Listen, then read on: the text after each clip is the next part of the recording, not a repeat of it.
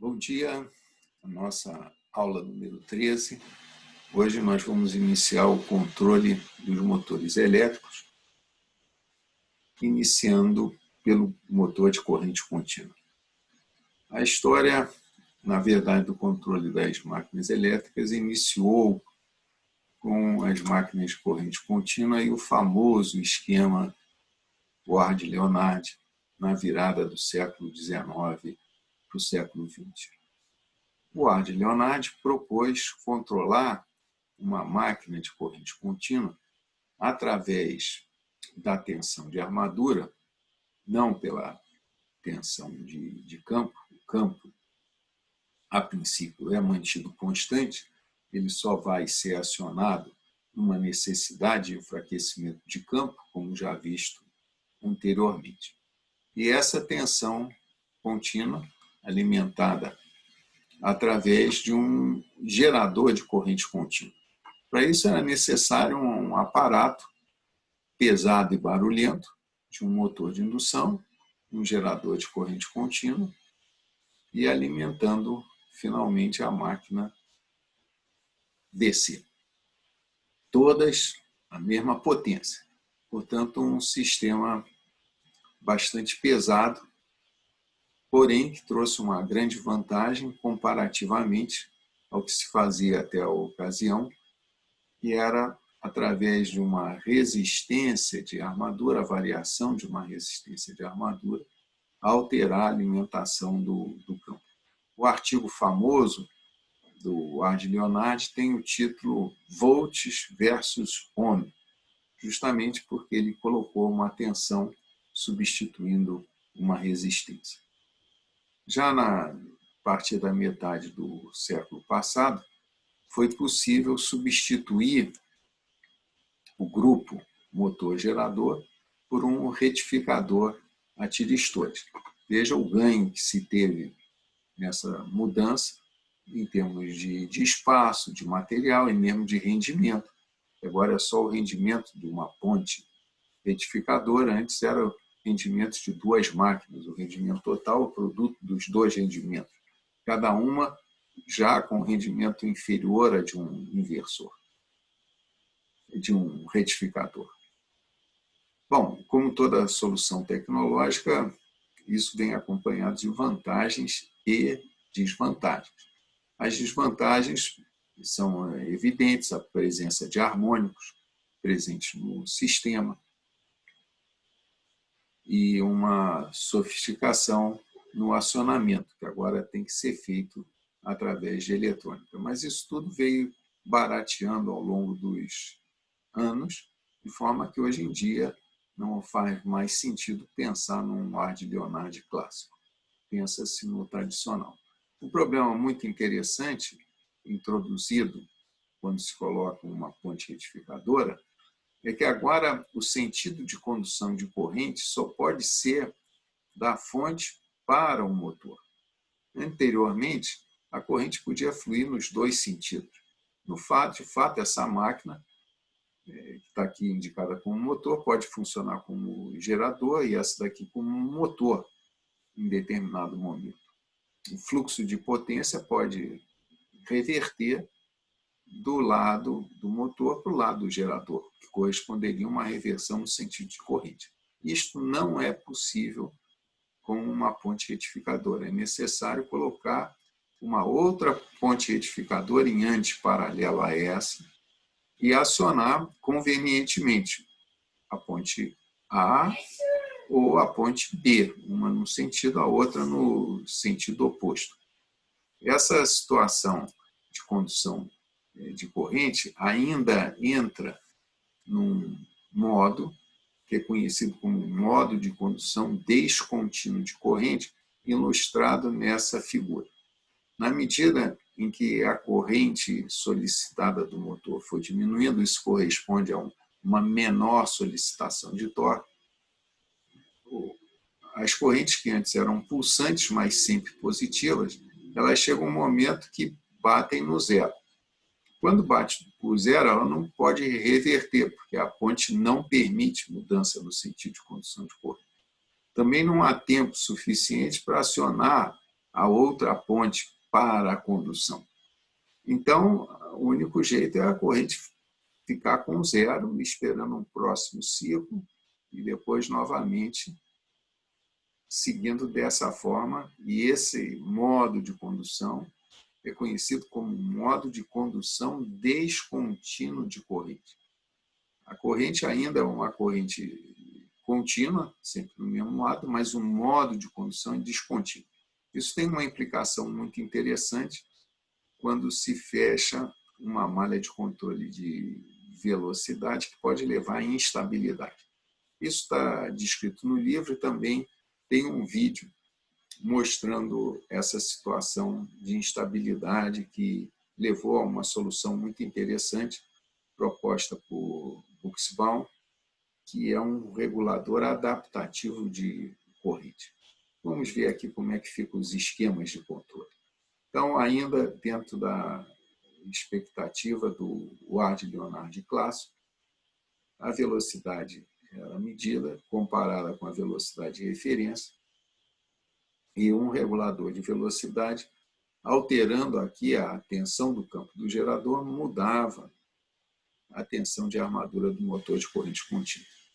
Isso é um esquema direto, mas o esquema mais interessante é um esquema em cascata, onde se trata com uma malha interna de controle de corrente e uma malha externa de controle de velocidade. Algumas coisas devem ser ditas aqui a respeito dessa estrutura em cascata. Percebam que aqui nós estamos usando, para controlar a velocidade, estamos usando informação de corrente e informação de velocidade. Isso é como estamos usando mais estados do meu sistema. Eu estou pegando todas as informações que estão associadas a elementos armazenadores de energia. A corrente, através da energia armazenada no campo magnético. E a velocidade, a energia cinética. Se fosse feito, imagina, vamos supor, um controle de posição, poderia-se pensar numa malha única.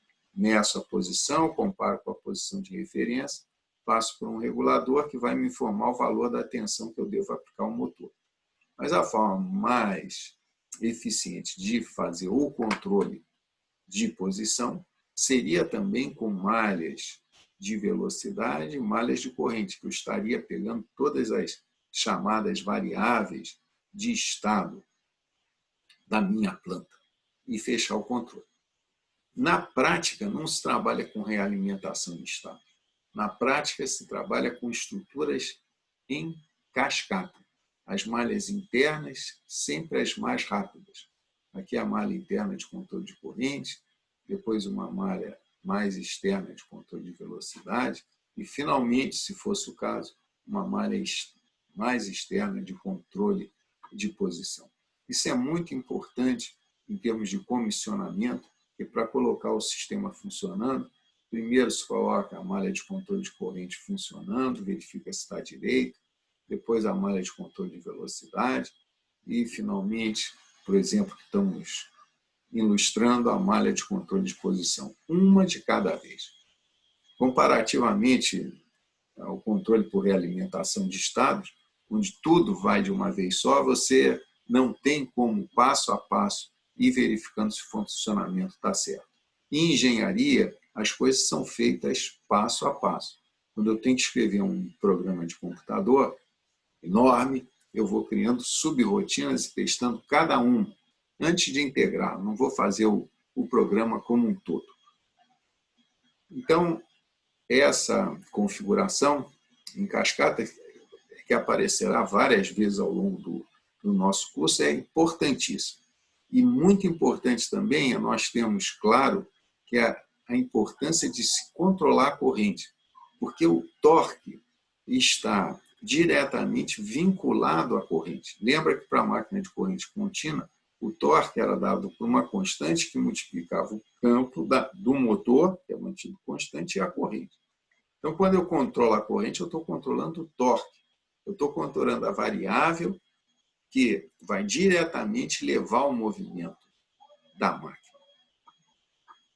quando se substituiu esse bloco aqui pela ponte retificadora, os problemas que ocorreram foi que eu preciso de duas pontes retificadoras, o meu regulador de corrente tem que ser suficientemente inteligente para saber qual é a ponte que deve ser comandada, e, reforçando o que já disse, acontece um modo de condução descontínuo de corrente, que, como muda as características do sistema, na verdade, o sistema fica um pouco mais lento, a malha interna fica mais lenta se não for tomada providência alguma, e, com isso, o todo pode instabilizar. É também intuitivo perceber que, se eu tenho uma estrutura em cascata e a malha interna é lenta, o sistema todo pode colapsar. Pensa um pequeno escritório que você dependa de um boy que vai levar correspondência para o correio. Se o boy for lento, mais lento do que as decisões do chefe, a coisa não vai operar corretamente. Mas, para isso, teve a bela solução do controle adaptativo, que está ilustrado através de exercícios no livro.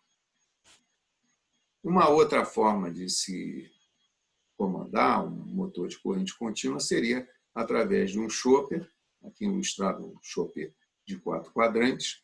A estrutura é simples, operam ou essas chaves na diagonal principal ou as duas chaves na diagonal secundária. Quando são as duas chaves na diagonal principal, aparece sobre o motor uma tensão com o terminal da esquerda positivo, o terminal da direita negativo. Quando são as outras duas chaves acionadas, reverte-se. Então, através dessa escolha de chaves, pode-se alterar o valor médio da tensão sobre o motor e controlá-lo, substituindo aquela topologia de motor de indução gerador de corrente contínua também. Esse daqui seria o esquema, né? Um retificador, a diodos, e um chopper de 4 quadrantes, usando MOSFET, transistor ou IGBTs. Evidentemente, aqui são introduzidos harmônicos, mas, nesse caso, se consegue evitar um modo de condução descontínuo de corrente. Os níveis de potência são mais baixos porque as chaves usadas são de menor capacidade do que é um tiristor. Bem, basicamente essas são as ideias principais do controle da máquina de corrente contínua. Vocês são desafiados e convidados a estudar a matéria pelo livro, a resolver os exercícios, e, a partir daí, teremos dúvidas para dar continuidade ao aprendizado.